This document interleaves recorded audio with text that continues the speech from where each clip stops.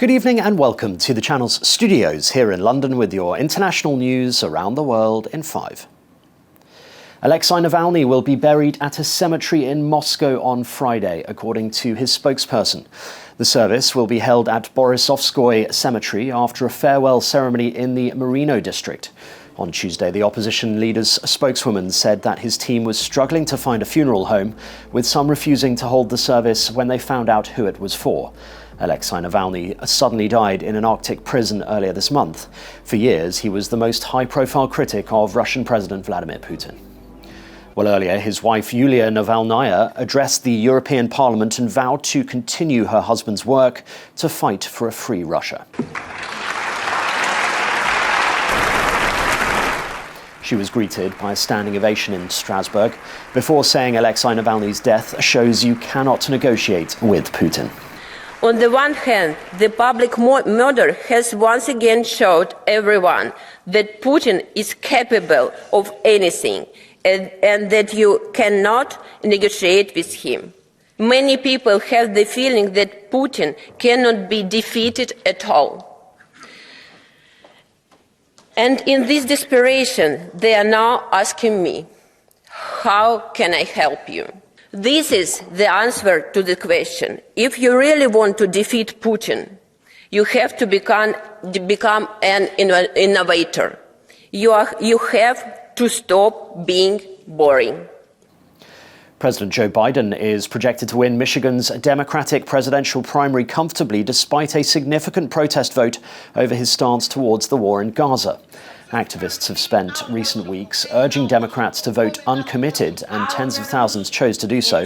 That exceeded many expectations, though one recent projection suggests Mr. Biden won 78.6% of the vote overall, with uncommitted votes totaling 16.2% and Dean Phillips on 2.7%. Mr. Biden thanked every Michiganer who made their voice heard. A nuclear weapons plant has been evacuated as a Texas wildfire scorches more than 200,000 acres of land, with 11 million people under a so-called red flag warning for spontaneous fires. Video filmed from inside a fire truck shows flames towering above the road as thick smoke obscures the view. Out-of-control fires across the Texas Panhandle, the northernmost region of the U.S. state, have affected more than 250,000 acres of land, triggering evacuations, road closures and power cuts. Pantex, a key nuclear weapons plant, was forced to suspend operations until further notice.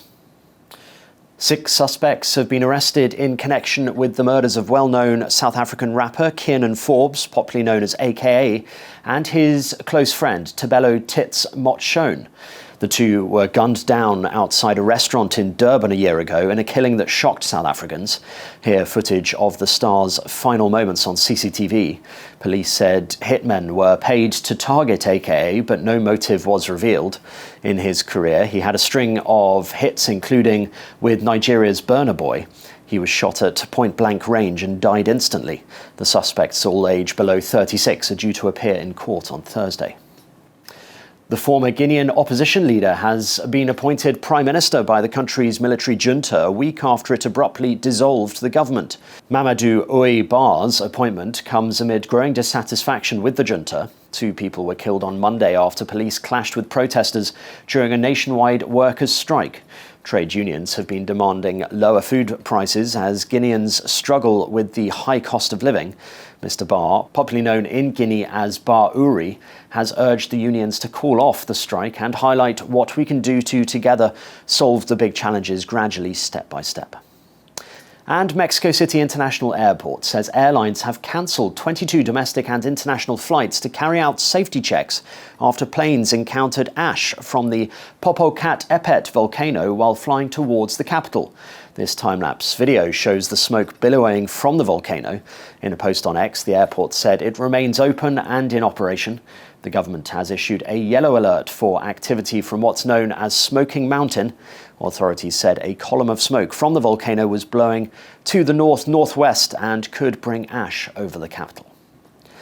And that's your international news around the world in 5. Now back to the channel's studios in Lagos.